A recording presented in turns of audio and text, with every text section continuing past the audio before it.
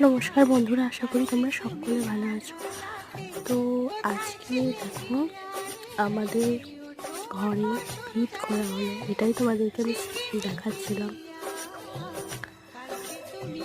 ও হ্যাঁ, তোমাদের শুভ সকালে শুভেচ্ছা জানাচ্ছি।